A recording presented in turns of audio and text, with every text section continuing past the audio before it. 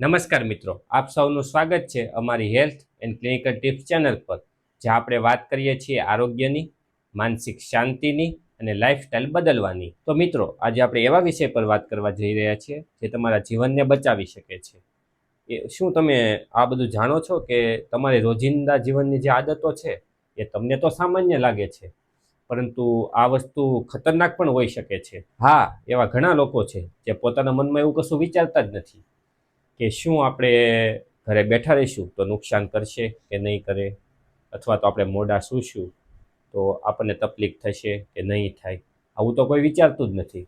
તો આજથી આવું બધું વિચારવાનું ચાલુ કરો. પણ જ્યારે આ આદતો લાંબો સમય સુધી ચાલે, જેમ કે વરસ, 2 વર્ષ અથવા તો લાંબો 10 વર્ષ સુધી પણ ચાલે, તો આના કારણે કેટલીક નુકસાની પણ થઈ શકે છે, જેમ કે depression, high blood pressure, cancer અને લાંબા ગાળા સમય સુધીની બીમારીઓ.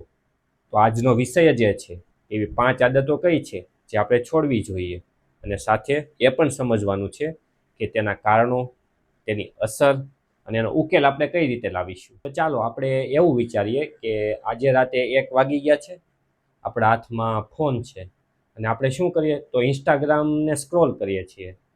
તો શું આ સ્ક્રોલિંગ કરવાથી આપણા મગજને આરામ મળે છે ખરી?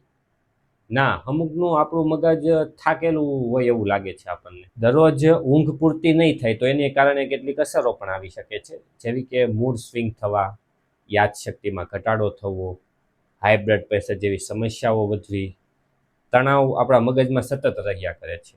અને વિજ્ઞાનમાં તો એવું લખેલું છે કે હાર્ટ એટેક જે લોકોને આવે છે એમાં 48% લોકો તો એવા છે કે જે સૂવામાં ખૂબ જ લેટ કરે છે. અને આપણું મગજ કે જે ડેટા પ્રોસેસિંગ યંત્ર તરીકે આપણે જાણીશું એને, તો એને આરામ નહીં મળે અથવા તો તમે મોડા સૂશો તો એના ઉપર તો ખૂબ જ ભયંકર અસર આવવાની સંભાવના છે. તમારું મન એવું કહે છે કે આજે તો આપણે મોડા સૂશું તો ચાલશે, કાલે આરામ કરી લઈશું, પરંતુ તમારું મગજ એવું કહેવા માગે છે કે અરે ભાઈ, તારે નો શું હોય તો કાંઈ નહીં, પણ મને તો આરામ કરવા દે. મિત્રો, ઊંઘ એ એક આરામ કરવાની વસ્તુ નથી, પરંતુ આપણા શરીરને ચાર્જિંગ અથવા તો ઉર્જા વધારવા માટે એક કહી શકીએ તો પ્રોસેસ જેવું છે. અમુક લોકો એવું કહે છે કે મને તો સમય જ નથી મળતો. તો એટલું બધું તો કેવું કામ કે 7 થી 8 કલાક ઊંઘ કરવાનો પણ સમય નથી કાઢી શકતા પોતાના શરીર માટે. તો આપણે જાણી ગયા કે ઊંઘ તો પૂરતી જ કરવી પડશે, નકર તો તમને કામ કરવામાં પણ નહીં મજા આવે, તમારું મગજ પણ થાકેલું રહેશે અને આખો દિવસ તણાવ, ગુસ્સો અથવા ડિપ્રેશન જેવી સમસ્યાઓ પણ આવી શકે છે. આ તો પહેલો ટોપિક હતો, પણ હવે આપણે બીજા ટોપિકમાં એ વસ્તુ જોશું કે આ બધા જે લોકો તંબાકુ, માવા, વ્યસનો, ગુટકા છે, આલ્કોહોલ છે, કે જે આ બધા પીવે છે તો એના કારણે કશું થઈ શકે ખરી? તંબાકુ એ એક એવી વસ્તુ છે જે ગામડાથી લઈને શહેરના લોકો બધા જ ખાય છે. પછી એ સિગરેટ હોય કે પછી તંબાકુ ખાલી હોય, અથવા તો માવા, ગુટકા કસામાં પણ યુઝ થતું હોય. પણ ખરેખર મનમાં એક એવો સવાલ થવો જોઈએ કે આ શું મજા આપે છે ખરી, કે મોત બાજુ આપણને લઈ જાય છે? જો આપણે એવું જાણીએ કે વિજ્ઞાનની દ્રષ્ટિએ તમાકુમાં શું છે, તો 30 પ્રકારના એવા પદાર્થો છે જે કેન્સર આપણા શરીરમાં પ્રોડ્યુસ કરી શકે છે. સાથે જો સિગરેટ પીતા હશું તો આપણા લંગ્સ ખરાબ થવાની સંભાવના વધી જશે. તો તંબાકુ આપણા શરીર માટે ફાયદાકારક કે હાનિકારક એ તો આપણને ખબર જ નથી પડતી. અને હા, તંબાકુ જે લોકો ખાય છે તેમાં કેન્સરની સંભાવના તો વધી જાય છે, પરંતુ ડાયાબિટીસથી લઈને હૃદય રોગની સંભાવના પણ ખૂબ જ વધુ હોય છે. કોઈ વ્યક્તિઓ એવું કહે છે કે આ તો હું વર્ષો અથવા તો 2 વર્ષથી ખાઉં છું, પણ આની મારા ઉપર કાંઈ જ અસર નથી આવી, અને બીજાને ખાવા માટે ફોર્સ કરે. પરંતુ હકીકતમાં વસ્તુ એવી છે કે આ બધી કે જે ધીમે ધીમે ધીમે ધીમે આપણા શરીરમાં આવે છે, પરંતુ જ્યારે પણ આવી જશે પછી કોઈના હાથમાં નથી કે એને કંટ્રોલ કરી શકે. તો આજથી એક નિર્ણય લ્યો કે હું તંબાકુથી દૂર રહીશ મારા જીવન માટે, અને મારા પરિવાર, મિત્રો, આ લોકોનું મારે ધ્યાન રાખવાનું છે. તો હું તંબાકુ અથવા તો સિગરેટવાળી વસ્તુઓ ખાઈશ અને પીશ. અને જો કેન્સર આવી ગયું તો ફેમિલી, ફ્રેન્ડ તો હેરાન થવાના છે, પરંતુ તમારી ઘરની પરિસ્થિતિ પણ એટલી જ હેરાન થશે. તો શું આ બધી વસ્તુ તમારા તંબાકુથી મહત્વ નથી, કે પછી તંબાકુ તમારા માટે ખૂબ જ મહત્વપૂર્ણ છે? તો હવે ત્રીજી એવી વસ્તુ છે કે જે તમે જંક ફૂડમાં ખાઓ છો અથવા તો બહારનું ખાઓ છો, જે એકના એક તેલમાં વધુમાં વધુ ફ્રાય કરેલું હોય, જેમ કે ફ્રેન્ચ ફ્રાય છે, વડાપાઉં છે, કે જે એકના એક તેલમાં આપણે તળવામાં આવે છે અને તે આપણે ખાઈએ છીએ. શું તમે એ વ્યક્તિ છો કે જે આપણે જમવા બેઠા તો જે પણ આવી ખાઈ લેવાનું, પછી ભલે ને ડીપ ફ્રાય કરેલું હોય અથવા તો પિઝા હોય મેંદાવાળા, અથવા તો કોઈ પણ વસ્તુ હોય આપણા શરીરને ભલે નુકસાન કરતી, પરંતુ આપણને જીભને તો બહુ મજા આવે છે અથવા તો આપણા ખાવામાં ખૂબ જ મજા આવે છે, પણ આપણા શરીરને જે થવું હોય. પણ શું તમે આ જાણો છો કે જે વસ્તુ ડીપ ફ્રાય થયેલી હોય છે તેમાં ટ્રાન્સ ફેટ વધુ રહેલું હોય છે, જે તમારા લીવર ઉપર ભેગું થાય છે. અને તમે ક્યારેક લીવરનું સોનોગ્રાફી કરાવતા હશો અથવા તો પેટની સોનોગ્રાફી, તો તમને ડૉક્ટર કહેતા છે કે આ ફેટી લીવર તમને આવ્યું છે, અથવા તો કોલેસ્ટેરોલ છે, લોહીના રિપોર્ટમાં કરાવો. તો આ બધી વસ્તુ શું છે, જે તમે તળેલી વસ્તુ ખાવશો એમાંથી જ તમને આ બધી વસ્તુ મળે છે. અને હા, આ બધી વસ્તુ તમારા મેટાબોલિઝમને તો ધીમું જ કરશે. આપણી સામું પિઝા આવે તો શું કહેશે આપણને કે ભાઈ હું મજેદાર છું, તમે બધા ખાઈ લો ને.